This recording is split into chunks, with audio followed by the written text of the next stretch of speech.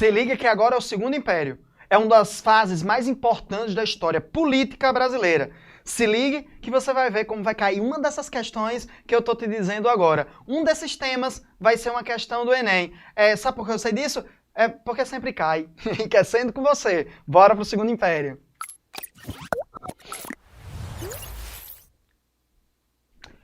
O Segundo Império é o período de maior estabilidade política e econômica da história do Brasil.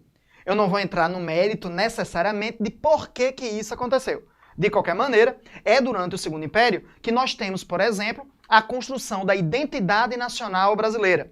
Aquela ideia do sentimento de querer ser brasileiro, de estabelecer símbolos, cores, imagens que se identifiquem com um psicológico coletivo que faz com que o brasileiro queira ser brasileiro. É essa identidade nacional que começa a ser construída a partir do romantismo, uma estética burguesa que será utilizada pelo Estado brasileiro para educar a população a ser brasileira, pensar, agir, comer, se vestir, ter símbolos que caracterizem-se como um elemento nacional. O romantismo, principalmente na pintura e na literatura.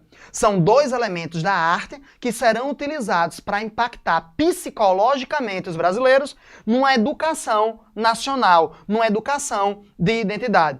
Aí, um dos elementos, uma das ferramentas mais importantes foi a Escola de Belas Artes, fundada, criada por Dom João VI, ainda no início do século XIX, durante o governo de Dom Pedro II, vai ser uma das ferramentas mais importantes e significativas para criar indivíduos que gerassem material educativo, porque a pintura é educativa, a literatura é educativa, a música é educativa. Educação, principalmente no sentido de formação, não necessariamente de respeito ou de comportamento educacional científico, mas educar, formar, educar, regular, como as pessoas pensam, como as pessoas sentem. A Escola de Belas Artes é um dos elementos mais importantes, ligado principalmente à arte italiana e à arte francesa.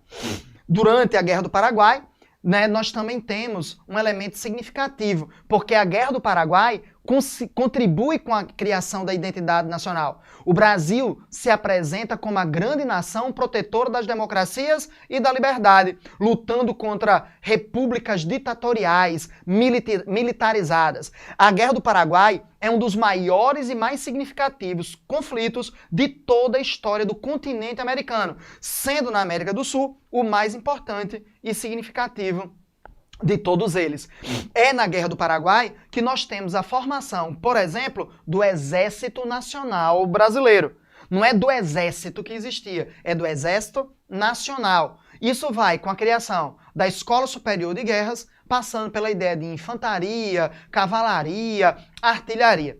A Guerra do Paraguai foi vencida pelo Brasil, mas gerou uma crise econômica gigantesca. O Estado brasileiro vai quebrar com os custos da Guerra do Paraguai. E cuidado com aqueles discursos sobre a guerra, que o Brasil foi um traidor, que o Brasil foi covarde, que o Brasil foi um genocida, que Dom Pedro II é o maior genocida da história brasileira porque matou a população paraguaia. Isso não é necessariamente dessa maneira. Nós temos hoje uma série de outros posicionamentos historiográficos que mostram que isso não acontece dessa maneira.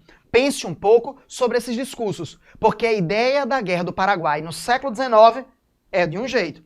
Quando a gente chega entre os anos 60 e 70, durante a ditadura, nós temos outro tipo de discurso. E dos anos 90 para cá, nós temos uma outra perspectiva sobre a Guerra do Paraguai. Mas o fato é que ela é um dos elementos de criação, de consolidação da identidade nacional brasileira, mas também foi uma das responsáveis pela própria crise do Império, quando estabelece o Exército como elemento prioritário de poder nesse momento, pelo menos do ponto de vista de uma justificativa ideológica, como também da quebra, da falência do Estado brasileiro nesse momento. Eu estou trazendo agora para o Enriquecendo Mais com você um elemento bem mais significativo. Esse elemento é mostrar de que maneira a literatura e a pintura, que são potencialmente documentos históricos que caem no Enem, podem ser utilizados ou foram utilizados para estabelecer uma identidade nacional. Discursos artísticos com desdobramentos políticos e sociais. Por isso que a arte é tão importante, por isso que a arte é tão significativa. Aquele que despreza a produção artística se torna ingênuo e incapaz de perceber o potencial que a arte tem na educação, na criação de realidade, no estabelecimento de identidades utilizadas pelo Estado, por grupos políticos e instituições. Então se liga aí. Olha aí um texto que eu estou trazendo de Iracema para vocês. Olha só, vamos ler comigo? A Virgem dos Lábios de Mel, que tinha os cabelos mais negros que a asa da graúna, e mais longos que o talhe da palmeira. O favo de Jati era doce como seu sorriso. Você percebe que José de Alencar compõe uma construção do corpo de Iracema? Iracema, aquela que é mãe de Moacir, Moacir, filho do sofrimento, Iracema, mãe do povo brasileiro, abandonada pelo seu amante que volta para Portugal. Iracema, a Índia, sexualizada, lábios de mel. Você já parou para perceber sobre isso? Lábios de mel. Olha o elemento do erotismo associado a uma série de afetos como o gosto, como o sabor. Olhe que Iracema é composta como a virgem. Ela não anda, ela flutua, ela é rápida. Olhe como ela aparece fantasmaticamente associada àquela ideia das ninfas gregas.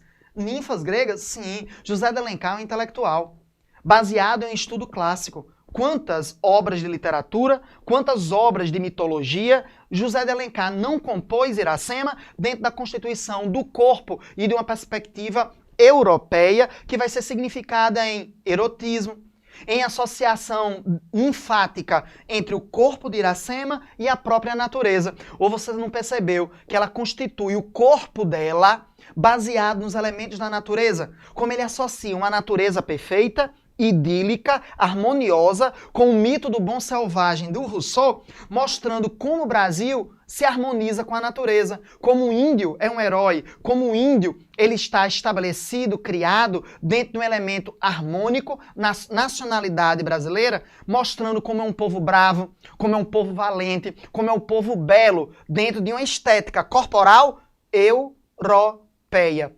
É assim que nasce uma série de discursos que associam Brasil à natureza, que associam o índio ao Estado Nacional, construídos a partir do corpo de uma mulher virgem, lábios de mel.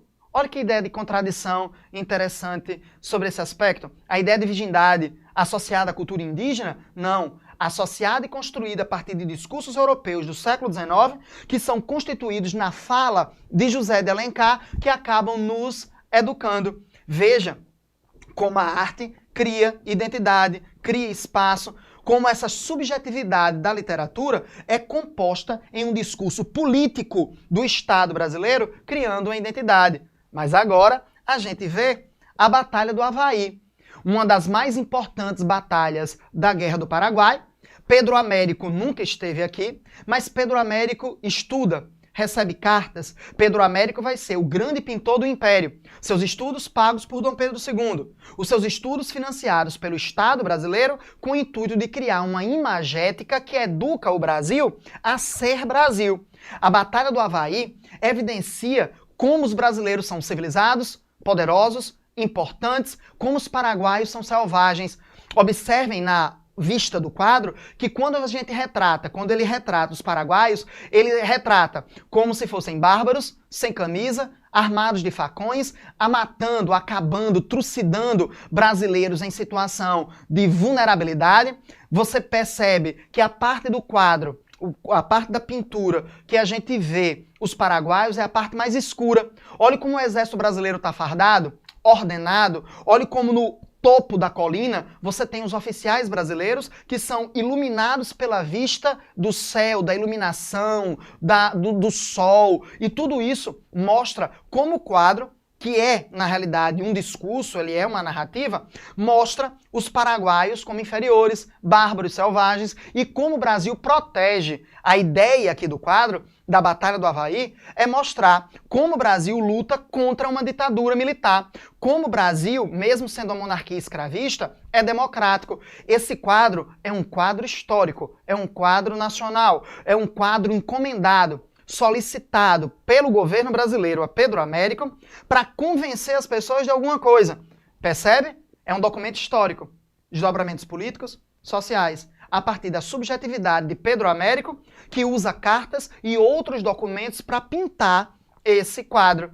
É assim que se compõe a política de um Estado. É assim que nasceu a identidade nacional do Brasil durante o Império. Enriquecendo com você e os documentos históricos no Enem.